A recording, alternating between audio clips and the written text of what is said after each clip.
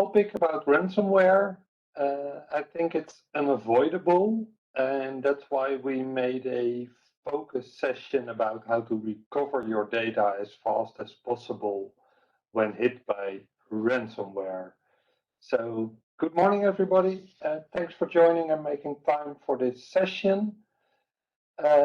Please feel free to ask questions. You can put them in the chat.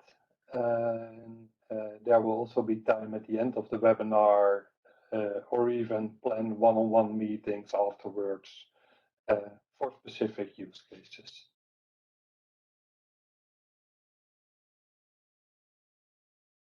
So my name is Martijn Moret. I work 7 years at DMP now, and our main theme is data.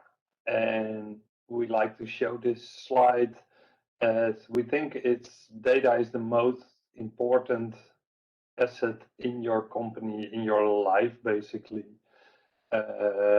Just last weekend, my son turned 6, and we made quite a lot of amazing photos, and I don't want to lose them, and not for the next 20, 30 years. And the same goes for your company data.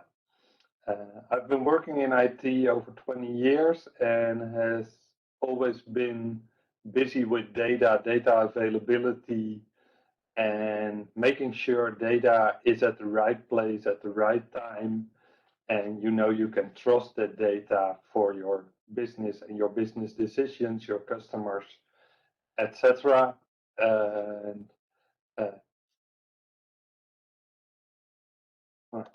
Today we're going to talk about ransomware, and the subtitle is how to recover fast. But to be able to recover fast, you have to take some steps. And we like to use a 5 steps approach to ransomware. The steps are on the sheet, and they will also be the main agenda for today. And at the end, I will talk more about our portfolio and how we implement those steps in a real world, because we want to keep it practical and really usable for everybody. I don't think ransomware needs an introduction, but just so you know, I picked up some recent stats, and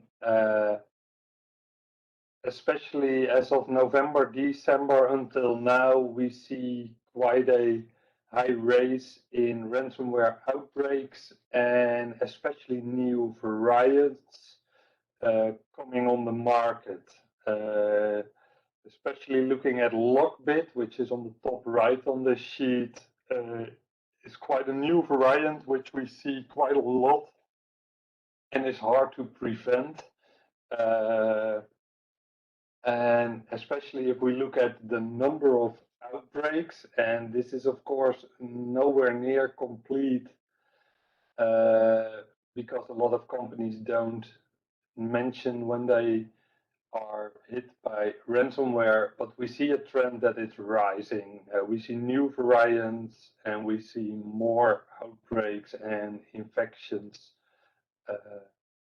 at companies around the world, and really, nobody is safe and no device is safe. We see a broadening in variants which attack specific operating systems, application ports, but also mobile devices, etc. It's becoming more and more intelligent and reaching out to a more broad landscape of devices, operating systems, and applications. So if we look at the first step in our 5-step approach, we're talking about to prevent ransomware.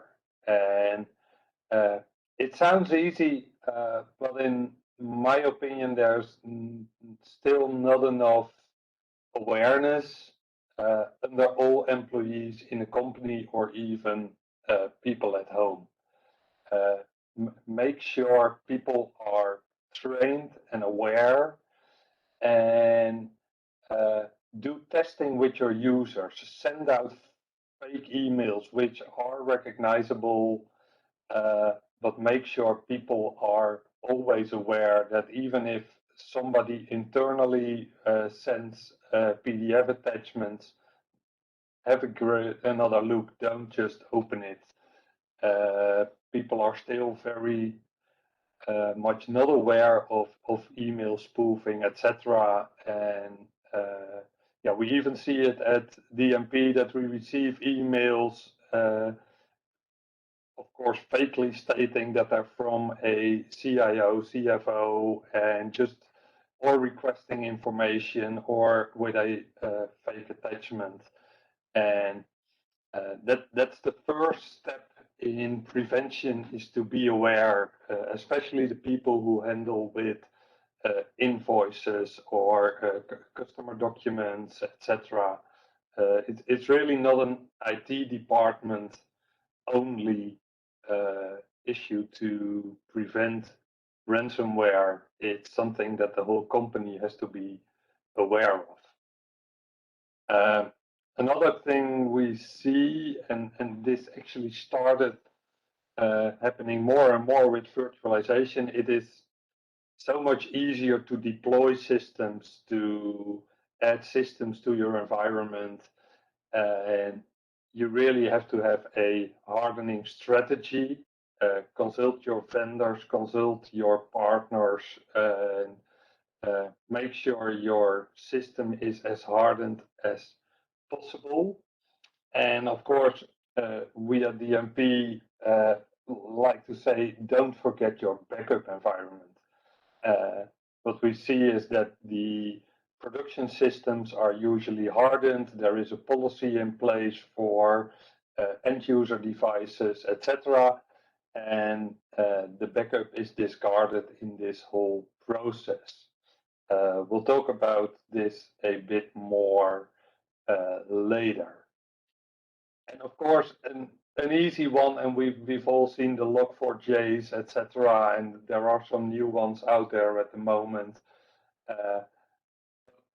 Management is really essential this time, and it's also essential that you can act fast on changing in patches. And I know a lot of companies have a change advisory board and have a system doing N-1 patching, but always make sure that you follow your vendors and your partners' advice on critical patching. And yeah, what we see is that there's usually a lot of talking about it, creating changes, going through the advisory board, doing it in a test or a sandbox environment, and all that time your production environment is vulnerable.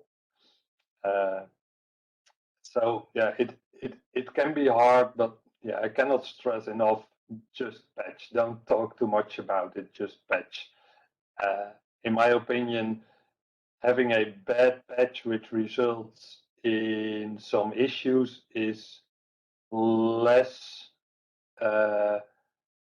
painful for a company or a department than having it being attacked by ransomware or even having a breach with ransomware.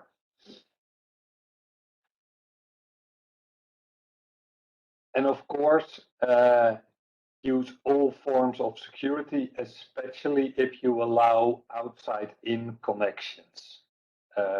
Make sure you use the right certificates, make sure you use multi-factor authentication, make sure you have a good policy that only real user accounts can log in. Don't use service accounts for external connections or outside-in connections. And especially if you host applications or services or processes which have a outside-in connection, have those scanned by an external independent party. At DMP, we offer quite a lot of services which have a internet access from the outside, and we have teamed with a good party which scans our external environment on a regular basis.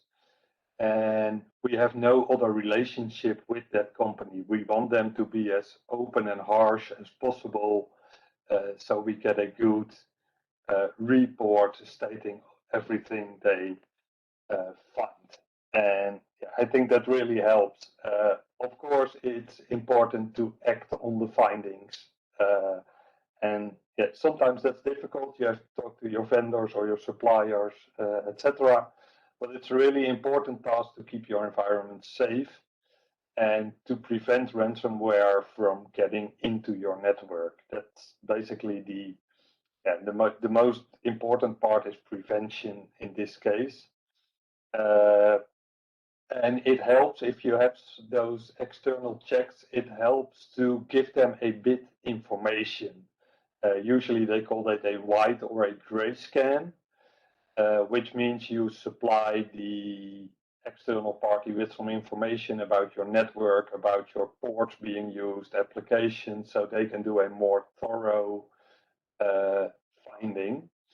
And what also helps in prevention and spreading, we'll talk about that a bit later in mitigation, is extend those scans to internally. So when ransomware hits, you can also prevent spreading internally.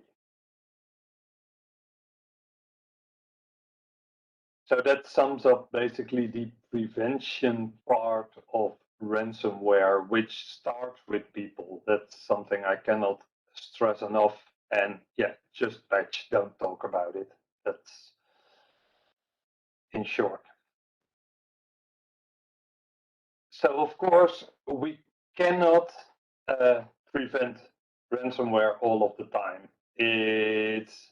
It's kind of a competition between the prevention part and the scripters of the ransomware to access your resources.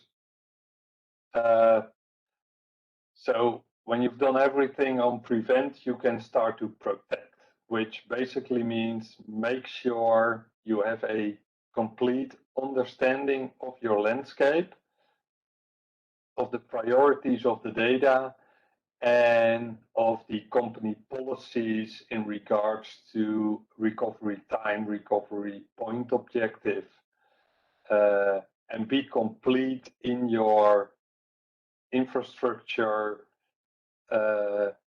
inventory to be able to create a complete protection policy for your environment. And we always like to start with a local independent backup, and independent is as independent as possible. You need, of course, connections to your production systems, but make it as independent as possible. So don't use the same virtualization layer for your backup process as your production process. Don't even use the same Active Directory domain for your backup servers. Make it as independent as possible. And of course, our consultants at DMP can help you realize that, assess that, or give you advice on that. And why locally? We'll get there, as the subtitle of this webinar is recover as fast as possible. To be able to recover fast, you have to have it as close to production as possible. Next, use all the techniques available in the infrastructure you have, if that's virtual, software, or hardware, but almost every system has the opportunity to create snapshots, and usually they are read-only snapshots. They are not a replacement for backup. They are nowhere near as independent as we would like them to see, but they can be a very good first line of defense in order to be able to recover granularly and fast. So we're talking about VSS, storage-based snapshots, etc. And then, of course, not only for ransomware, but in general, have your backup data, or at least an up-to-date copy of your backup data remote.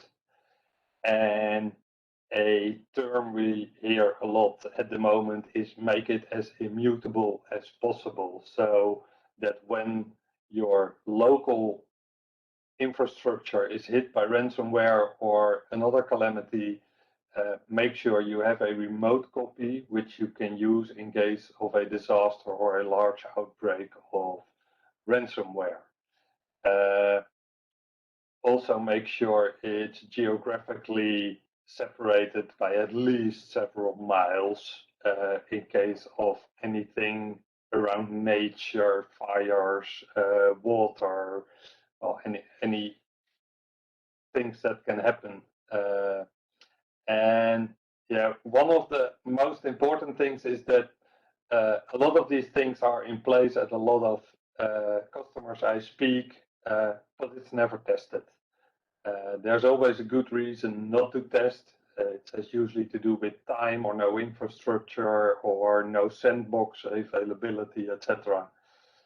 But yeah, I cannot stress enough, make sure you know that your backup works, that it is complete, and also that you know how much time it takes to recover certain assets. That helps with the management, and so you can prove you can get the recovery time objective they set in the policy, or not, and then you have a good case to sit around the table and assess your infrastructure and policies together.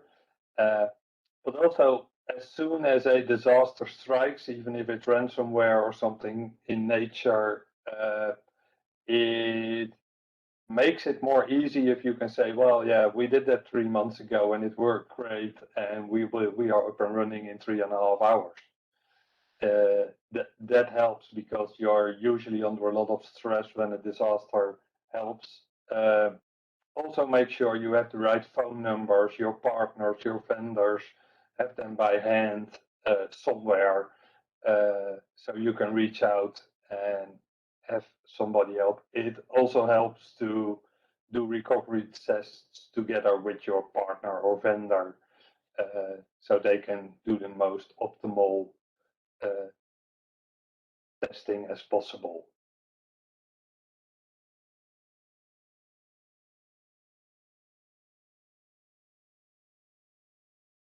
And yeah, the next topic is detection. And we've seen a few Dutch companies has brought out reports about their ransomware attack and how it hit them, and etc. And in a few cases, the detection of ransomware really was an issue. There were systems infected for several months, where even all the backup data was replaced due to the retention settings, and it was not detected until it was activated. And so we see a lot of effort from vendors, companies, but also us as a partner in detection of ransomware. And that again starts at edge protection, but what it really says, and which came under the attention on the prevention, make sure the people behind the systems, you can secure the systems, you can put all kinds of software on it, etc.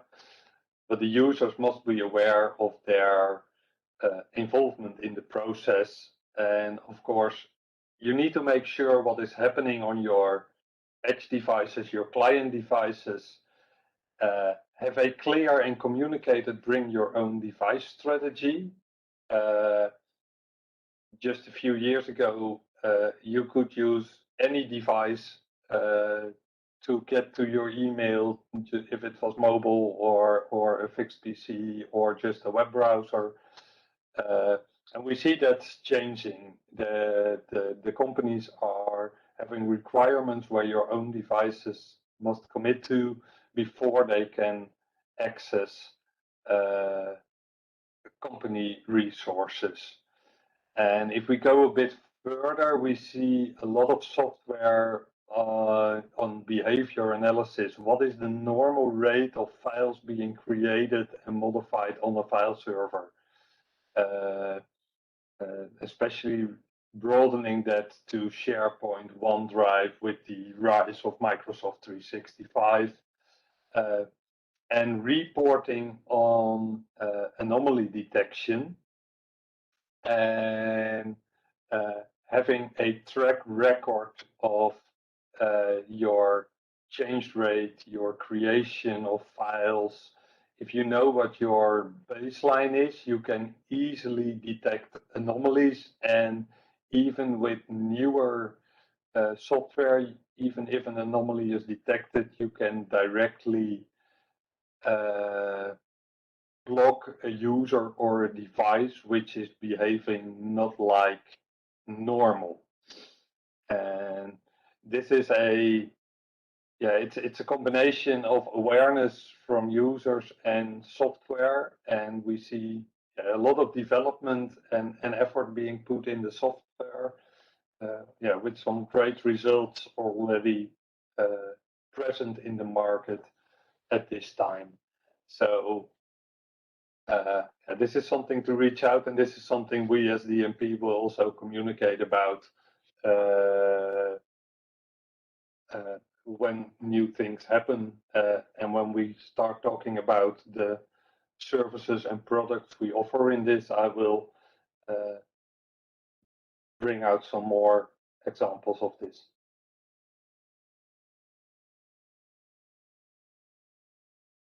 And we see a lot of software now working in a 3-layer system. They have a block list and a pass list, and then they have the behavior analysis and anomaly detection. And what we see in reports is that this detects around 95% of all not normal behavior, especially in unstructured data, so file servers, NFS shares, OneDrive, SharePoints, etc.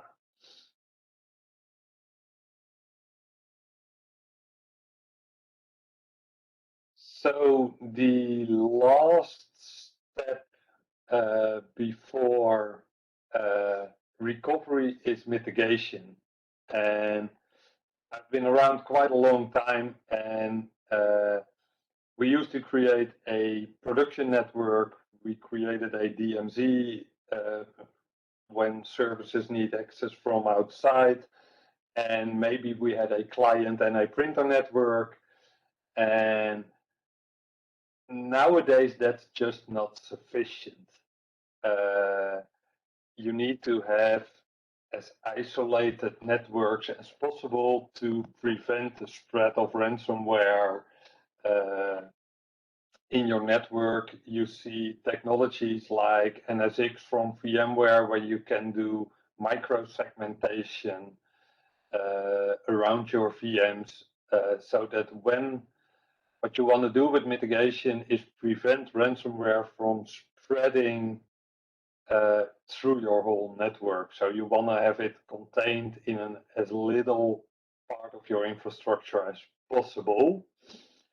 And take especially care of your backup infrastructure, because that's usually the one you look to recover. And if that's part of your production network, if your backup storage is just an open zip share with allow access for everybody, it's pretty easy for ransomware to infect your backup as well.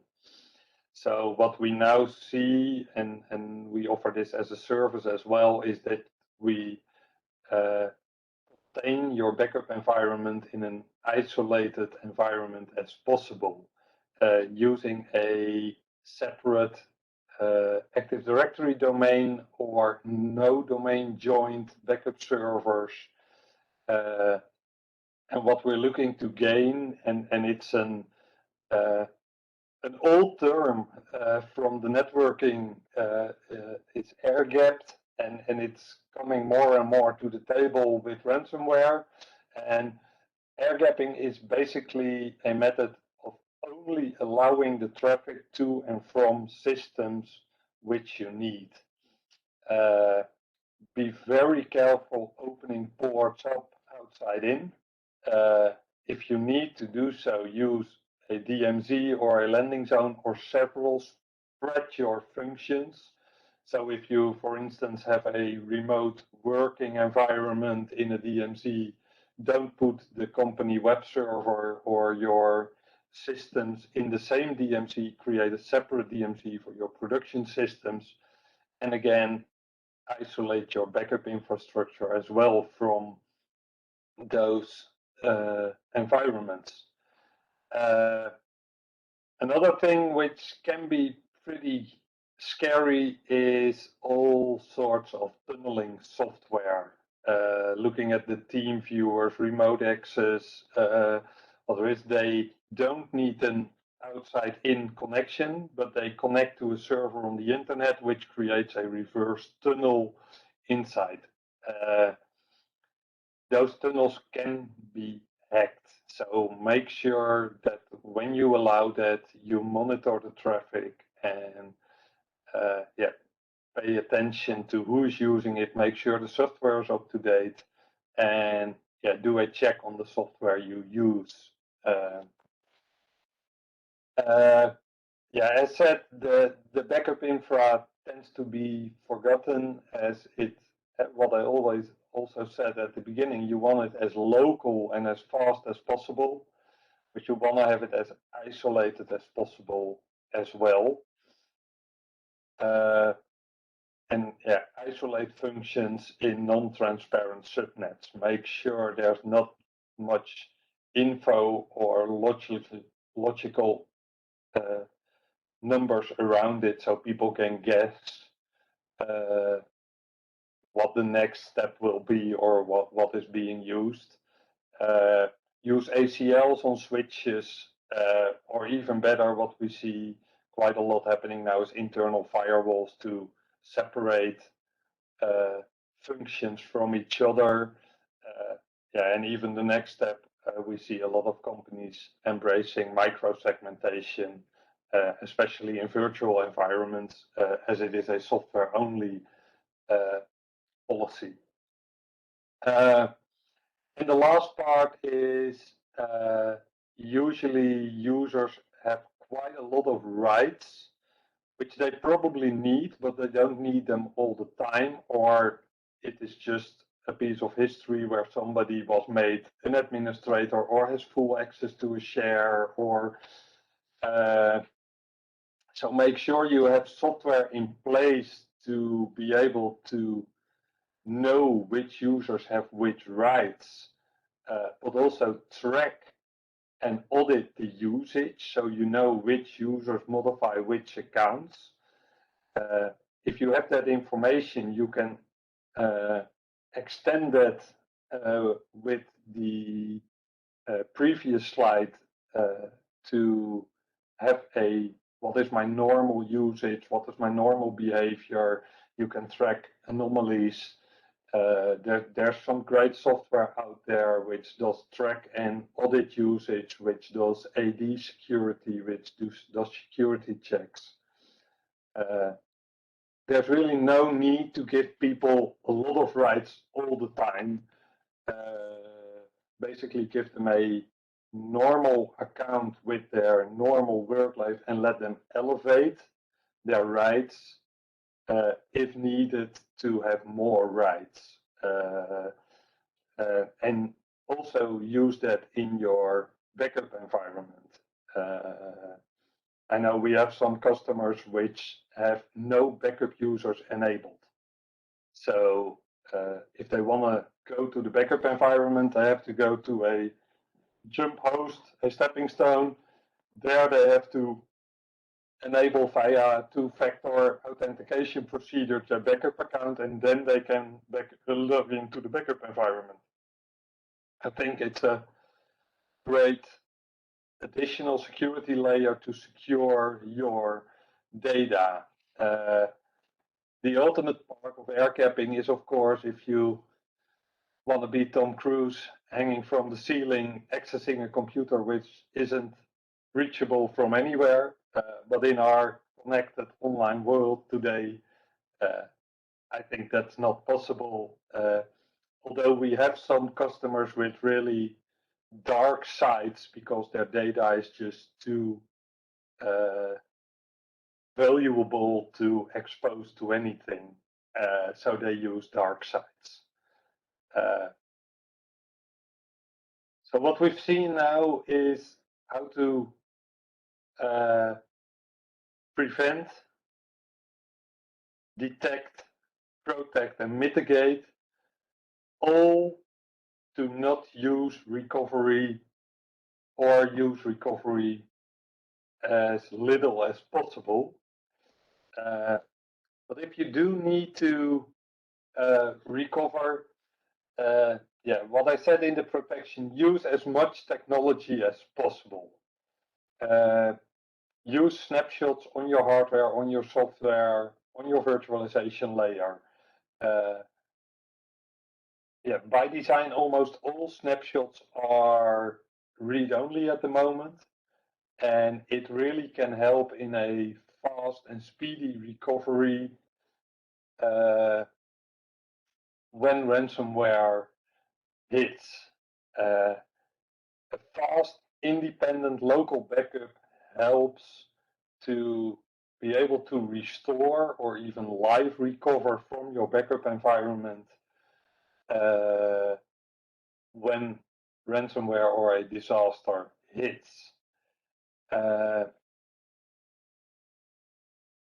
third line, restore in order of business importance, is a option where we talk a lot about our customers at the moment, which basically you need to know which systems are the most important, read which cost the most money when they are down.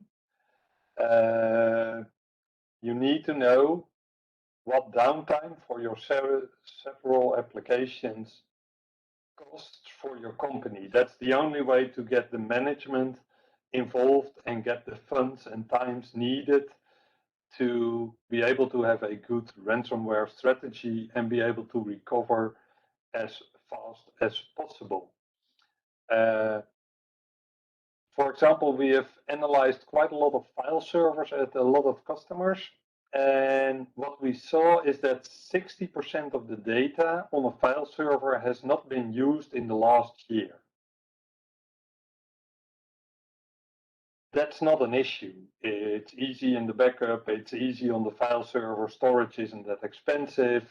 But when it comes to recovery, can you make a distinguished choice in your recovery that you want to recover the data which has been accessed in the last year? Otherwise, you're restoring, say, 50 terabytes and you're restoring 30 terabytes of data which the company doesn't use, and you're wasting valuable time and network resources from the backup with data where your company isn't running from at the moment. And the same goes for databases, large applications, ERP systems, etc. We tend to keep everything in the application, in the database, on the file server, and that's not an issue, but it is an issue if it interferes with your recovery times. And again, talk to your management about the cost of downtime. I think that will be done at the local Dutch railway the coming weeks. They had an outage yesterday, and they just started running trains this morning. So they had an outage, I believe, of around 16 hours. There will be some talk because it was an IT system which led to that. And again, I stated this at the protection, but make sure you test, make sure you have the procedures, make sure you have the order in which to recover items, make sure who does the internal, external communication. etc. Just make sure your plans are in place and that you know what you can expect. Know for each application, each system, each function, know what the several protection and recovery options are. So you don't, usually ransomware hits on a time frame where you're not during office hours. So you're already stressed. So have your plans, have your schemes, have them all ready. And the last one, make sure that you are in line with your company guidelines, policies, and also make your management aware that the policies around recovery point objective, recovery time objective, retention are not an IT policy, they're a company policy. So check those yearly with the management and also communicate them.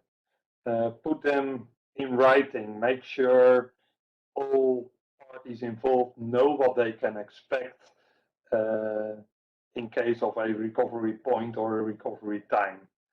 But it's really important, and it helps if the involved parties know what they can expect and what they do.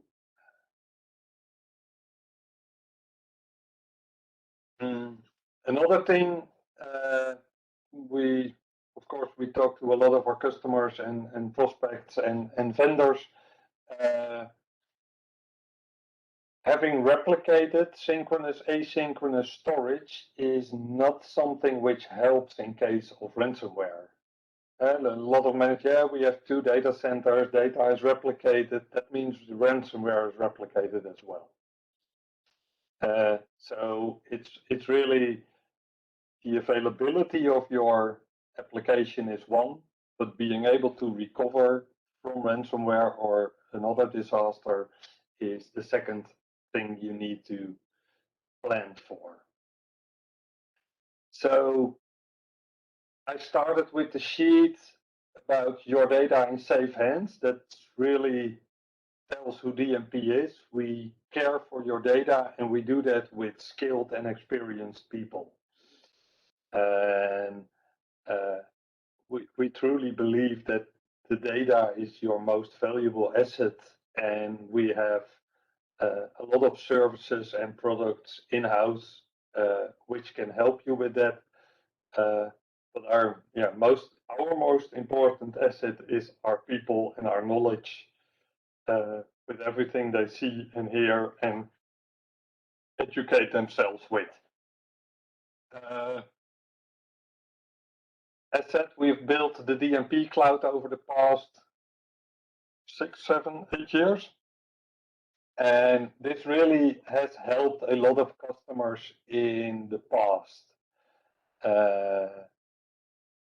We can help them implement backup, but we can also implement or help them to implement a second copy geographically isolated and remote from your production environment.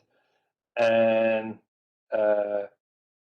as we have the data of a lot of our customers in our cloud, we can extend that service to be able to bring up that data in our disaster recovery environment, so that if a disaster strikes, we can give you access to your data or even run your complete production environment in our DR environment.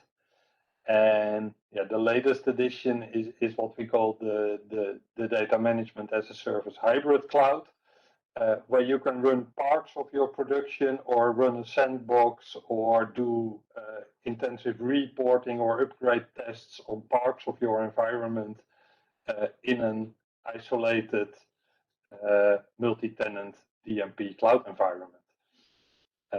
So that really helps, and we do that, of course, with some of the great vendors in the market at the moment.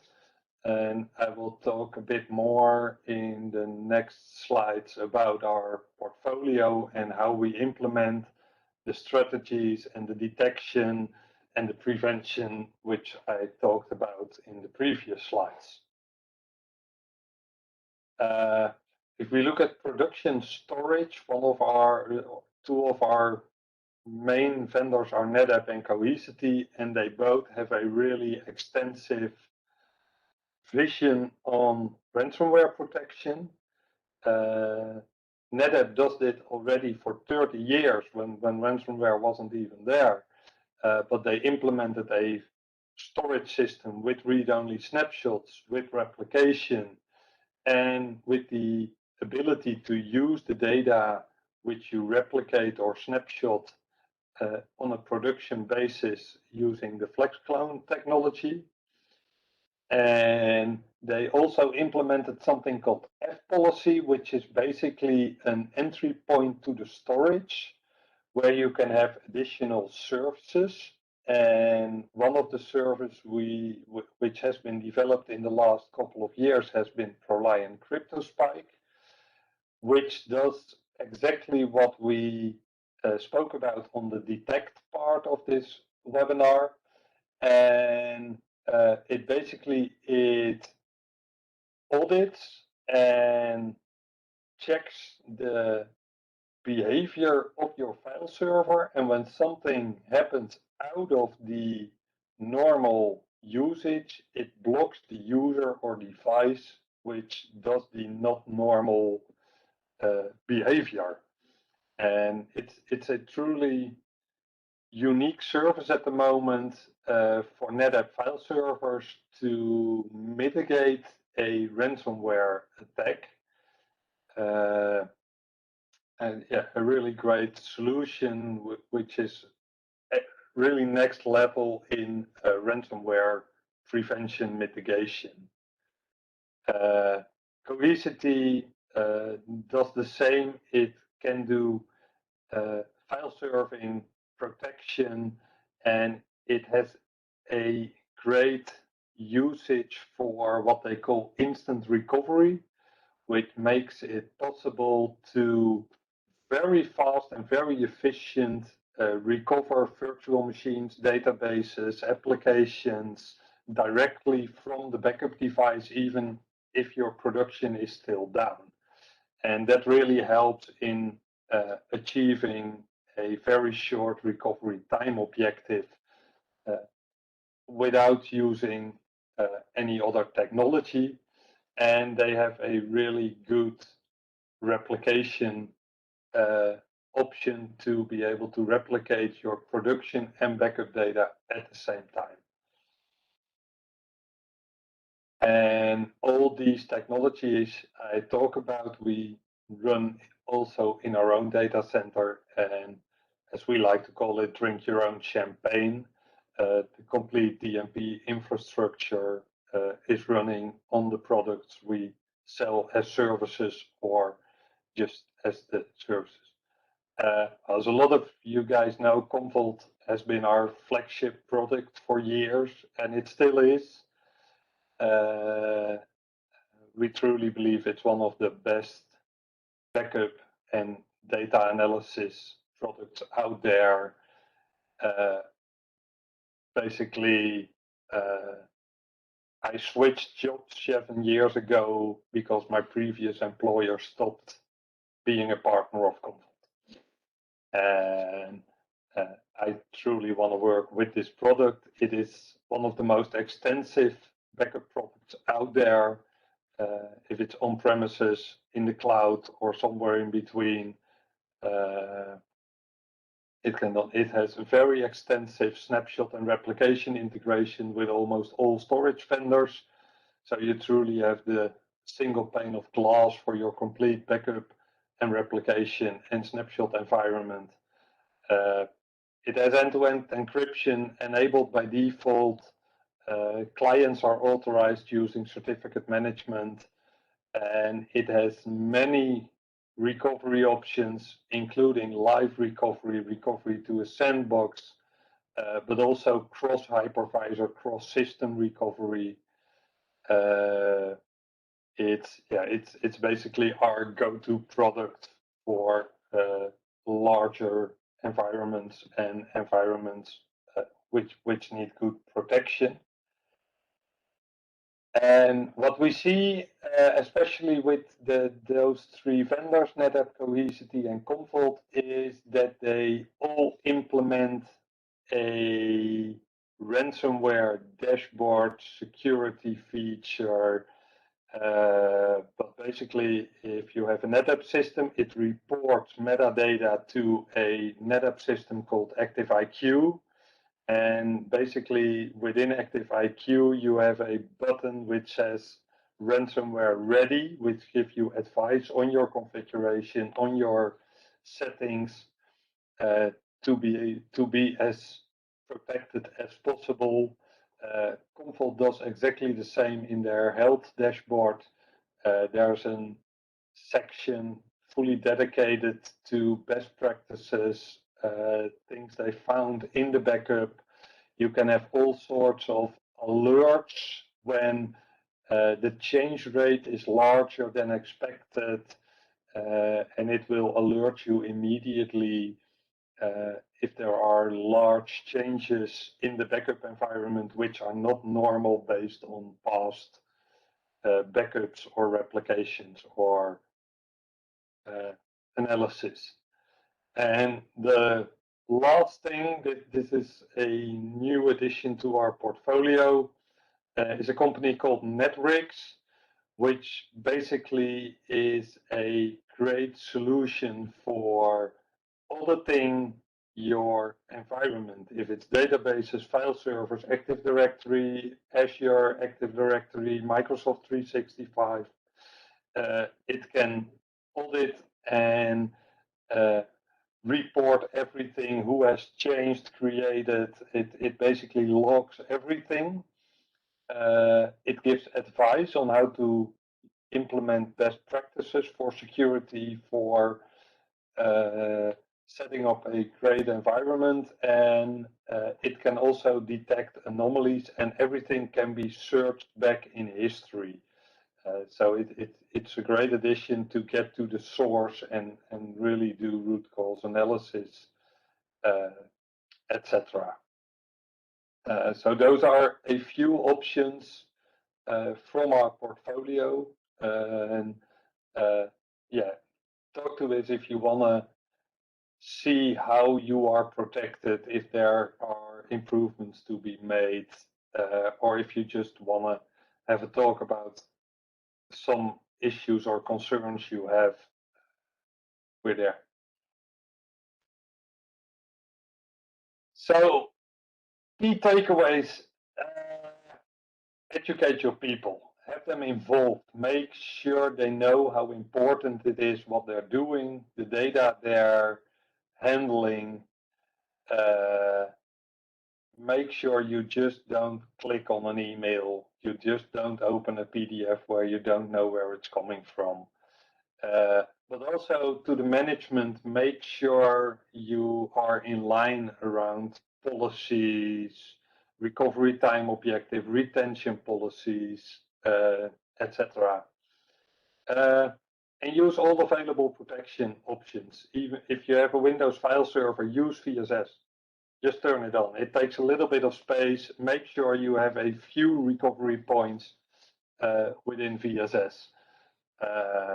It helps when to recover. So make sure you know and enable all the features you have.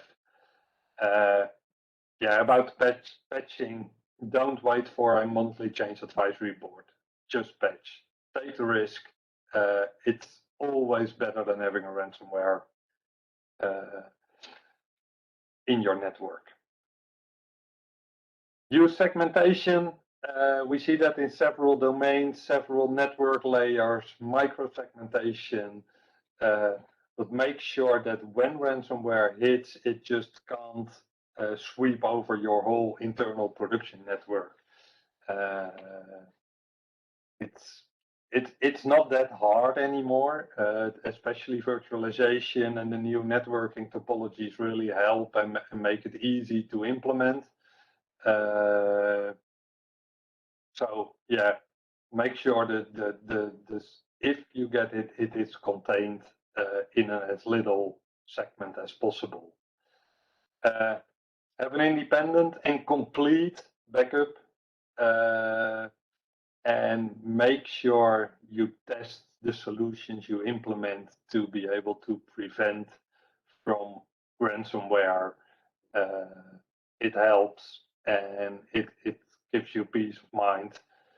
And of course, with all parts of this, DMP can help, and even when you need to recover after a ransomware, we can help.